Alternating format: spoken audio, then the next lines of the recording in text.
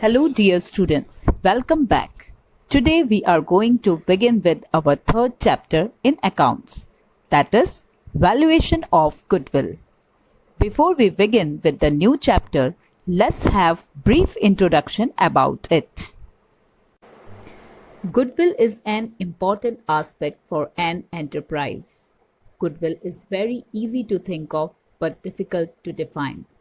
It is something which places an enterprise at an advantageous position due to which the enterprise is able to earn higher profits without putting in extra efforts.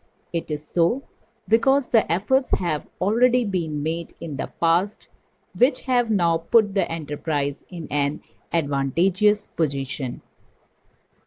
Over a period of time, a well-established business develops an advantage of good name, reputation, and wide business connections, which benefits the business.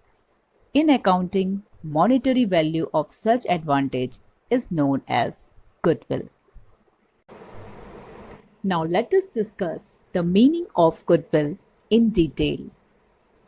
Goodwill is a long-term, or we can say non-current asset, categorized as an intangible asset that represents non-physical item, means that cannot be seen or touched, that add to a company's value but cannot be easily identified or valued.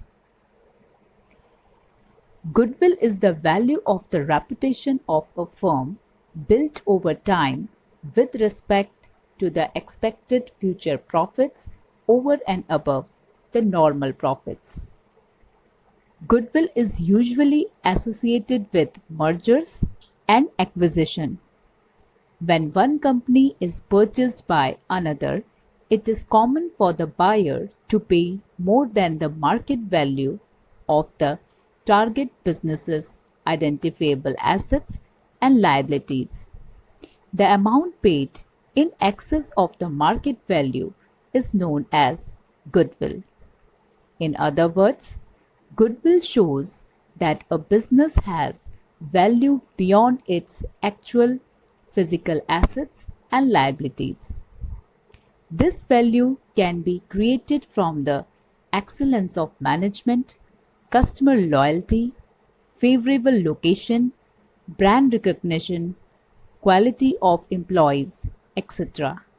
So we can say that anything that adds value to the company beyond its excess assets over liabilities is considered as goodwill. Now let us discuss the factors affecting the value of goodwill. The goodwill of a firm is affected by all the factors which increase the earning capacity of the firm. There are various factors where the first one is location of business.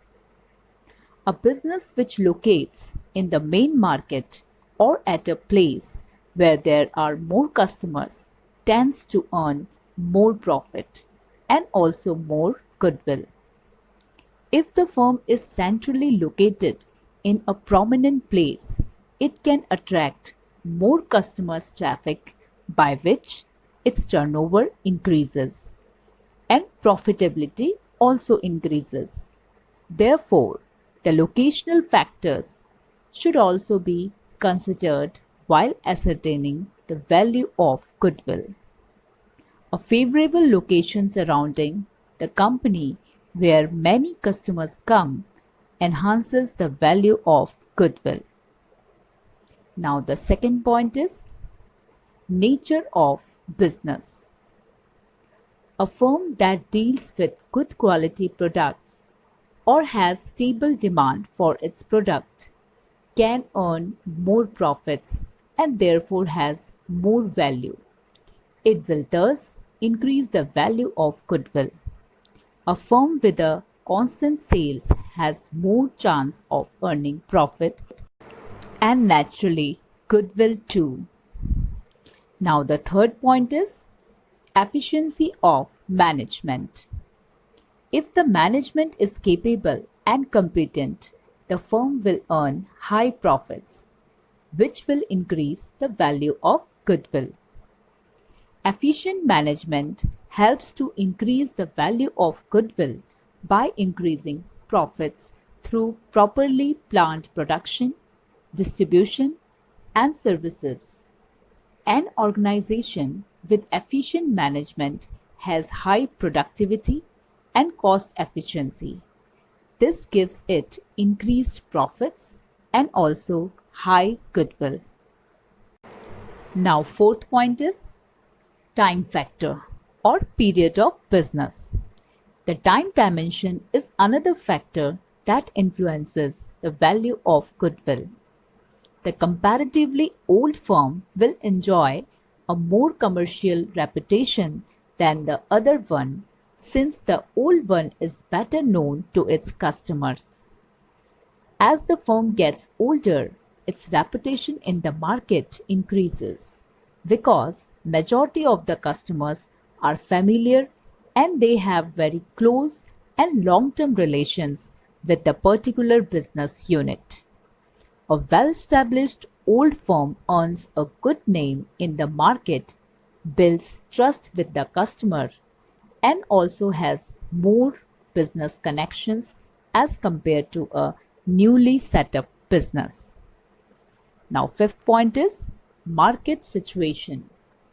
The organization has a monopoly condition in the market or having limited competition enables it to earn high profits, which in turn leads to a higher value of goodwill.